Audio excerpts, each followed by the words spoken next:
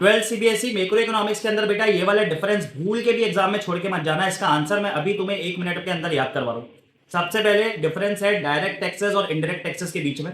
3 points हमको याद करने हैं। डायरेक्ट टैक्सेस क्या होते हैं बेटा? ऐसे टैक्सेस है which are levied on individual and companies. इसका जो टैक्स है ये वेल्थ और इनकम पे लगता है। Indirect taxes on the other hand लगते हैं गुड्स एंड सर्विसेज पे। तो ये पहला फर्क हो गया।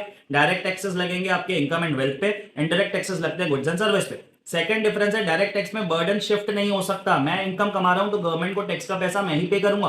बट इनडायरेक्ट टैक्सेस में बर्डन शिफ्ट हो जाता है। अगर आप किसी दुकान में जाते हो कोई सामान खरीदने के लिए, वहां पे आप गुड्स के साथ साथ जीएसटी का अमाउंट भी सेलर को पे करके आते हो बेटा। जब बिल बनता है, इनवॉइस बनता है, तो उसमें गुड्स का प्राइस भी रहता है, साथ में जीएसटी का अमाउंट भी रहता है। आपने अपनी जेब से वो टैक्स का पैसा सेलर को दिया, अब सेलर वो पैसा किसको पे करेगा? गवर्नमेंट को। तो आपने पैसा पे किया अल्टीमेटली गवर्नमेंट को, बट डायरेक्टली नहीं किया। कैसे किया? इनडायरेक्टली, सेलर के थ्रू। तो यहाँ बर्डन शिफ्ट होता है, दैट इज वाई ये इनडायरेक्ट टैक्स कहलाता है।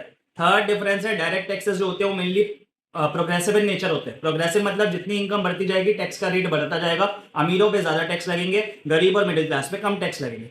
Indirect taxes on the other hand proportional nature के होते हैं। फर्क नहीं पड़ता कि रिच कंज्यूम कर रहा है या पुअर कंज्यूम कर रहा है, गुड्स की वैल्यू जो रहेगी उस पर इनडायरेक्ट टैक्स का अमाउंट कैलकुलेट होगा। तो डायरेक्ट टैक्सेस होते हैं प्रोग्रेसिव, इनडायरेक्ट टैक्सेस होते हैं प्रोपोर्शनल। दैट्स इट, आपका आंसर हो गया कंप्लीट। ये तीन डिफरेंसेस डायरेक्ट और इनडायरेक्ट टैक्सेस में आपको याद रखना है। ज्यादा से ज्यादा इस वीडियो को अपने फ्रेंड्स के साथ शेयर कीजिए ताकि किसी भी बच्चे का एग्जाम में आंसर गलत ना हो। Thank you.